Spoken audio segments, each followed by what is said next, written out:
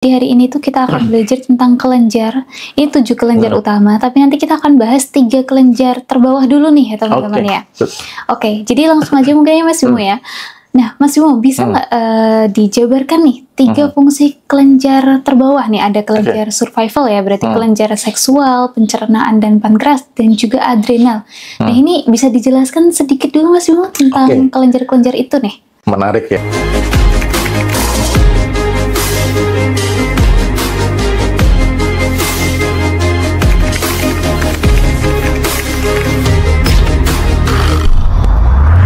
Hari ini kita akan bahas yang tadi dikatakan oleh Mas Bimo, belum kita bahas secara rinci ya.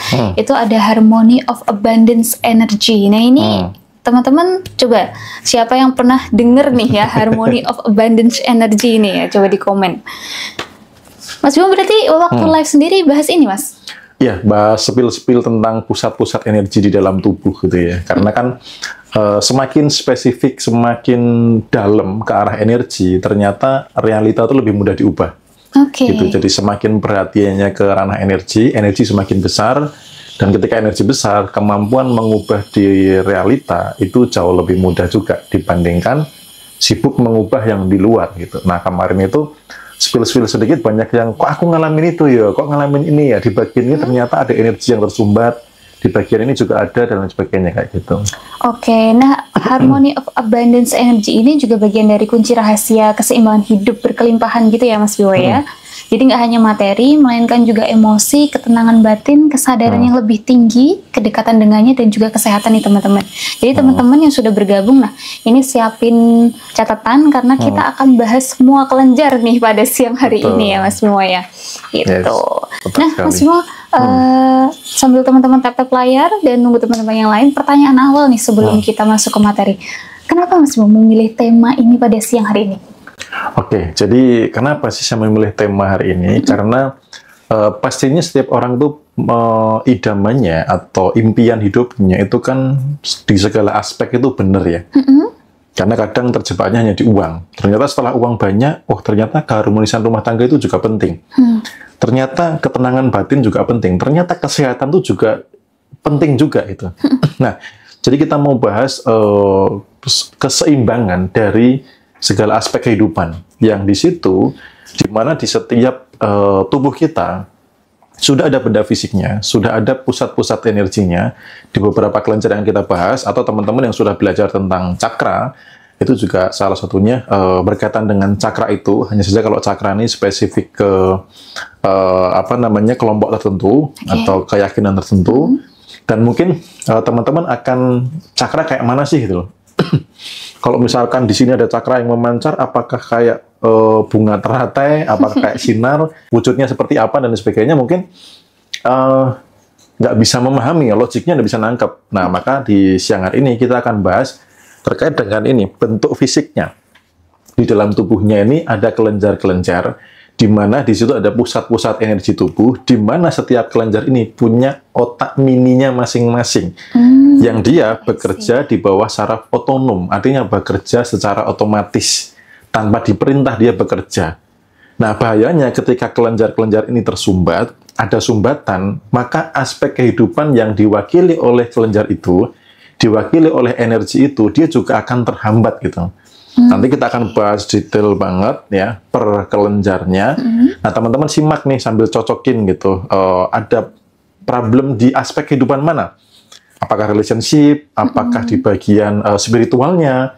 Apakah di bagian mempengaruhi orang itu kesulitan? Apakah di bagian kerezekian? Apakah di bagian kesehatan tertentu? Nah teman-teman kita akan belajar nih di siang ini. Kita akan mendeteksi gitu loh, dari kelenjar-kelenjar ini. Jangan-jangan ada energi yang tersumbat. Yang pertama. Yang kedua, bagaimana sih kita membereskannya supaya di setiap aspek kehidupan ini semuanya terbenahi, tercukupi gitu. Oke, gitu ya teman-teman. Jadi teman-teman yang punya masalah hidup atau problem hidup, misalnya seperti tadi yang disebutkan Mas Bimo, bisa absen-absen nih. Nanti kita akan sebutkan nih, jika kelenjar seksual atau pankreas atau apa tersumbatnya ini nanti efeknya apa nih ke masalah di kehidupan gitu ya teman-teman. Nah Mas Bimo, ngomong-ngomong soal ini ya, Harmony Abundance Energy ini, ada sesuatu yang sudah disiapkan Mas, seperti kelas offline atau mungkin mungkin apa nih? Karena kan sudah Ya, lama ya kita nggak mengadakan kelas offline gitu. Iya, yang pasti nanti ada kegiatan offline untuk memberesin setiap kelenjar. Jadi teman-teman saat ini kita belajar pengetahuannya, nanti juga saya akan berikan beberapa arahan praktek yang bisa dilakukan di rumah, supaya sumbatan energinya ini nggak berangsur semakin parah gitu ya. Teman-teman bisa memperbaiki sumbatan-sumbatan energi itu secara mandiri. Nah, bagi yang mau bareng-bareng, bagi yang mau dipandu langsung sama saya, nanti ada kegiatannya di bulan depan. Jadi kita akan membereskan sumbatan-sumbatan di kelenjar itu. Mungkin bagi teman-teman ini agak asing ya gitu ya, tapi coba bersyukurlah teman-teman yang nanti bisa bertahan menyimak, karena bisa jadi ini jadi jawaban, jadi rahasia kunci hidup kelimpahan di berbagai aspek. Jadi tidak hanya ekonomi, tidak hanya spiritual, tidak hanya relationship, tapi juga termasuk kesehatan di sana. Gitu, karena kemarin pas tengah malam tuh ada sekitar 200 sampai 300-an yang stay nonton sampai akhir gitu. Karena wah kok iya ya, ternyata saya mengalami ini, ternyata saya mengalami ini, dan itu ketika kita bisa membereskan dari titik terkecilnya, yang dimana kita sudah spill sedikit sebenarnya di setiap podcast bahwa everything is energy. Nah, kita mulai lebih detail dan lebih dalam lagi tentang energi. Mungkin nanti ada beberapa teman-teman yang kok istilahnya agak asing, kok saya baru dengar. Coba teman-teman fokus ke apakah mengalami, apakah sedang ada kebuntuan di situ, lalu bagaimana cara untuk keluar dari situ. Supaya apa? Supaya kita benar-benar di aspek kehidupan itu benar-benar selaras semuanya. Makanya temanya kan harmoni, ya, keselarasan, keseimbangan. Jadi semuanya itu mendapatkan energi yang oke. Akhirnya di luar yang nampak ini, apakah itu hubungan, apakah itu keuangan, apakah itu spiritual, atau termasuk kesehatan, itu semuanya ngikuti dari dalam ketika energinya bagus gitu. Oke, gitu. Nah, mungkin langsung saja kita mulai masuk ke topik utama. Mas Bimo, tema kita kan kali ini Harmony of Abundance Energy ya. Nah, sebenarnya mengapa kita itu harus memandang tubuh itu bukan hanya sebagai fisik, tapi sebagai sistem energi, Mas Bimo? Ya, jadi yang menariknya adalah gini, kemarin juga ada teman yang ngirim WA ke saya gitu, terkait membahas tentang pikiran. Gitu, Mas Bimo bener nggak sih ini gitu ya? Jadi membahas tentang pikiran, bahwa pikiran itu ada kekuatan pikiran dan lain sebagainya gitu ya.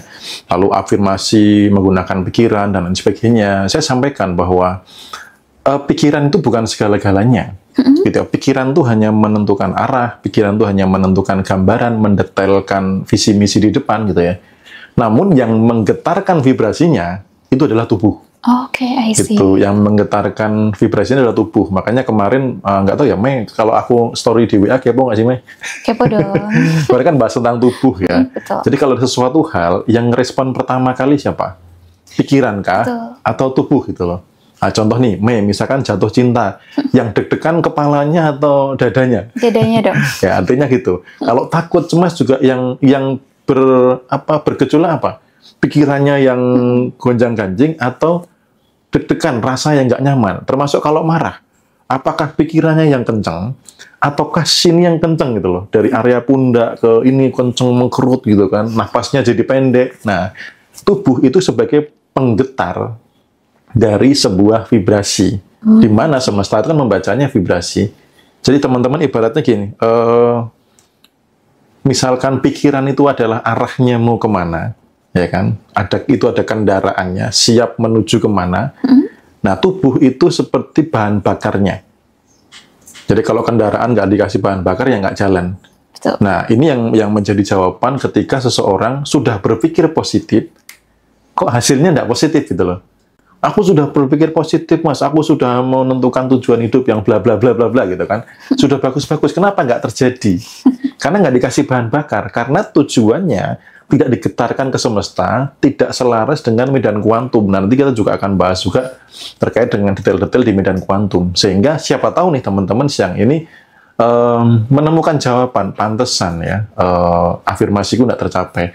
Pantesan sudah berpikir positif, sudah ada tujuan yang jelas, sudah membuat goals, men-breakdown dan lain sebagainya, kok tidak terjadi juga gitu. Nah, jawabannya ada di obrolan kita siang hari ini, teman-teman. Oke, gitu ya teman-teman. Jadi hari ini tuh kita akan belajar tentang kelenjar. Ini 7 kelenjar utama, tapi nanti kita akan bahas 3 kelenjar terbawah dulu nih ya teman-teman ya.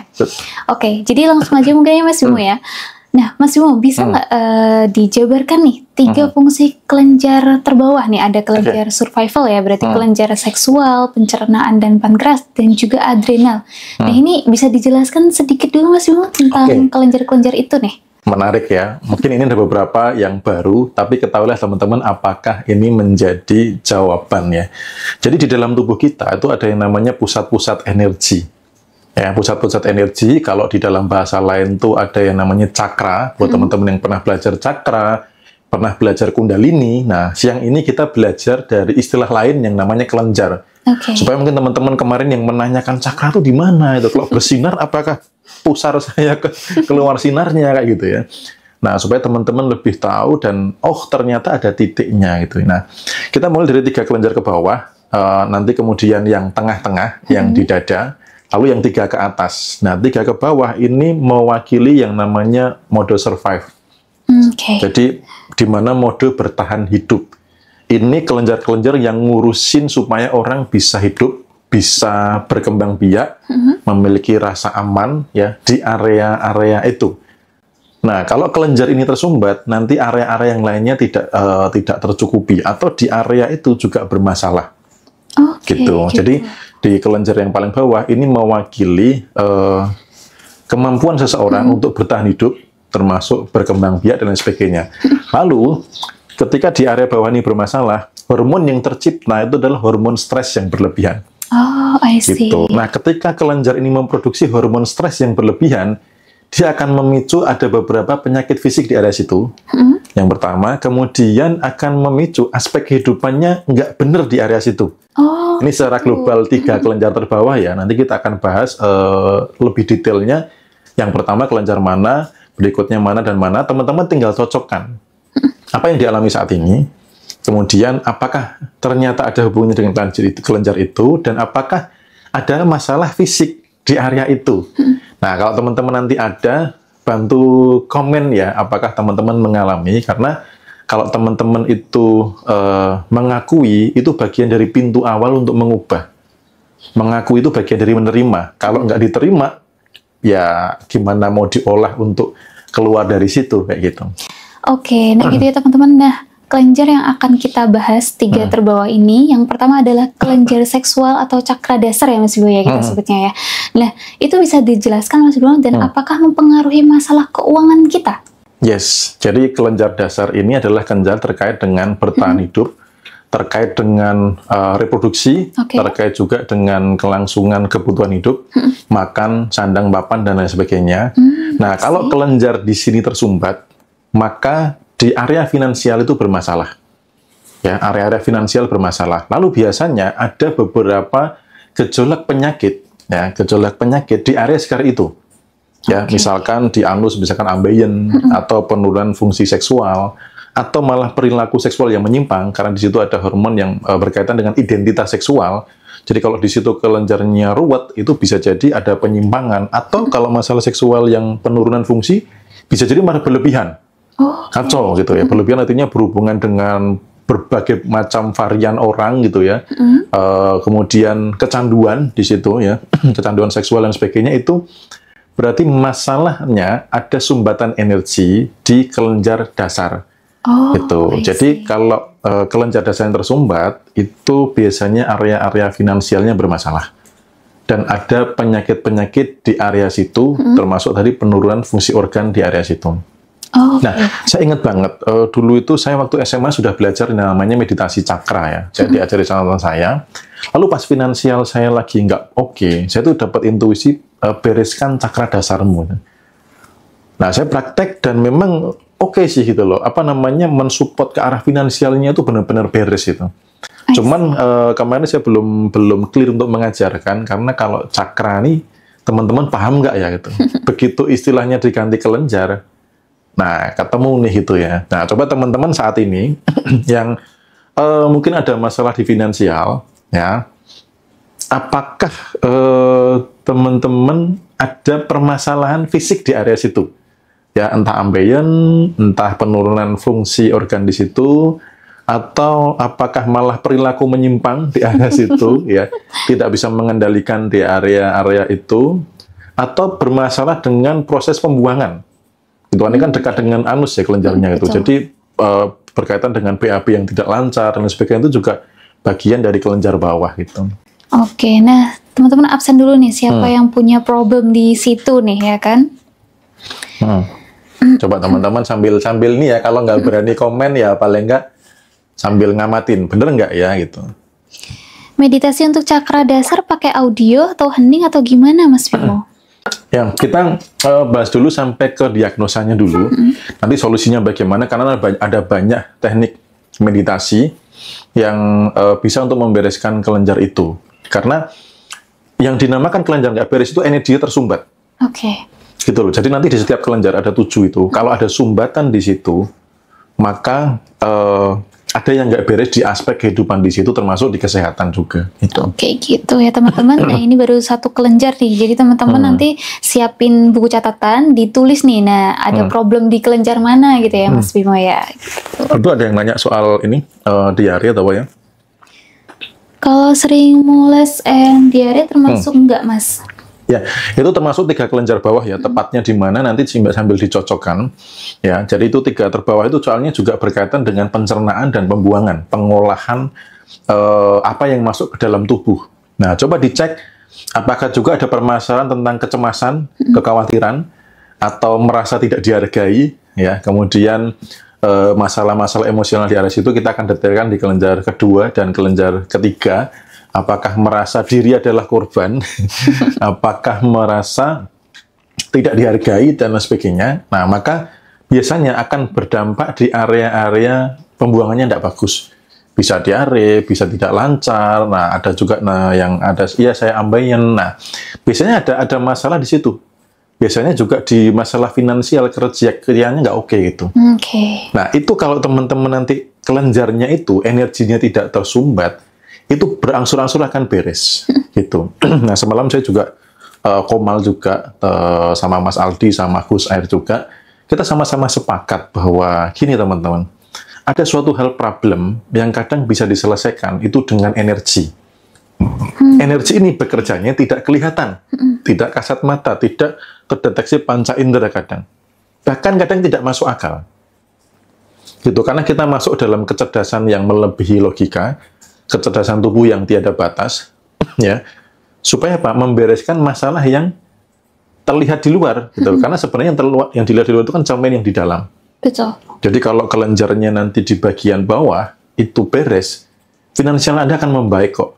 Gitu. Nah, tinggal teman-teman saya tantang nih, mau nggak beresin sumbatan kelenjar di area bawah yang bermasalah terkait dengan finansial ya. Nah, kalau finansialnya oke, biasanya di sini juga nggak ada masalah kok gitu. Nggak ada masalah di bagian pencernaan, di bagian pembuangan, di bagian seksual dan sebagainya. Biasanya kalau finansial oke, tidak bermasalah di situ. Oke, gitu ya teman-teman semuanya. Nah, kira-kira siapa nih dari 150 orang yang nonton nih, kira-kira punya masalah nggak di kelenjar seksual itu ya? Karena itu cakra dasar ya Mas Bimo ya?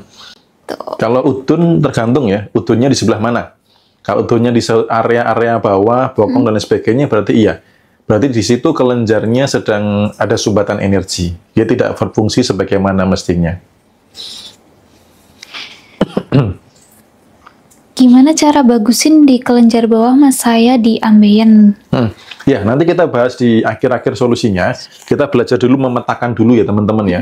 Karena nanti masalah ini kan akan banyak nih, 7 kelenjar nih. Tapi solusinya itu cuma satu teknik dan ada beberapa teknik gitu loh. Ya, artinya maksudnya satu teknik ini untuk semua kelenjar gitu loh. Jadi supaya saya nggak bahas, oh yang ini solusinya gini, yang ini solusinya, karena sama-sama apa? Sama-sama membereskan sumbatan energi di area situ. Gitu. Jadi teman-teman sabar dulu untuk solusinya. Kita belajar masuk ke dalam diri dulu, memetakan tubuh kita dulu. Apakah saya ada masalah di situ? Apakah di area kehidupan juga bermasalah? Karena teman-teman semesta atau realita itu kan cermin dari diri. Gitu. Yang kadang mungkin, Mas, diri saya ngerasa nggak bermasalah gitu. Atau kalau saya benahi diri itu yang gimana sih gitu. Nah, yang ini jadi jawaban teman-teman. Kita benahi dari sumbatan energi di kelenjar itu, gitu. Oke. Jadi libido terlalu rendah atau tinggi itu juga berarti ada masalah di kelenjar itu ya, Mas? Kekurangan atau kelebihan ya, sangat lesu atau over, itu karena ada masalah di situ. Kayak gitu. Makanya misalkan nih, orang yang finansialnya sudah bagus, contoh nih, orang finansialnya sudah bagus, lalu di aspek kelenjar itu bermasalah. Misalkan selingkuh atau berhubungan dengan banyak orang, biasanya rezekinya akan drop gitu loh. Karena saling berkaitan. Begitu kelenjar di situ bermasalah, tersumbat, kalau bahasa cakranya kotor, ya kalau finansialnya oke, lalu ada berantakan di seksualitasnya, maka nanti finansialnya akan kegerus. Coba deh teman-teman amati gitu ya. Beberapa orang yang sudah berhasil, lalu tergoda di situ, lalu bagaimana bisnisnya ambruk dan lain sebagainya, itu karena ada sumbatan energi di situ, gitu. I see, dan itu pasti ya, Mas ya? Ya, kecenderungan pasti ya gitu, karena nanti tinggal yang bermasalah di mana, mau di fisiknya, mau di aspek kehidupan di area situ, itu sudah terpetakan gitu loh, karena dia bekerja di saraf otonom, gitu, saraf otonom, dan ini teman-teman sudah ada dasar penelitiannya, jadi bukan saya ngarang gitu. Nanti kalau teman-teman mau baca buku yang berhubungan dengan itu juga boleh. Dasar penelitiannya, hormonnya, lalu sampai ke gelombang otaknya, sampai medan elektromagnetik tubuh, semuanya ada dasar penelitiannya dan diukur juga dengan alat yang canggih, sehingga semua terukur. Sampai di situ juga orang yang kelenjarnya sini beres seperti apa, yang nggak beres hasilnya seperti apa, tuh sampai ada riset di lapangannya kayak gitu. Oke, gitu ya teman-teman. Yang punya pertanyaan seputar kelenjar atau cakra nanti bisa drop di kolom komentar sambil kita lanjut pembahasan ke kelenjar yang kedua.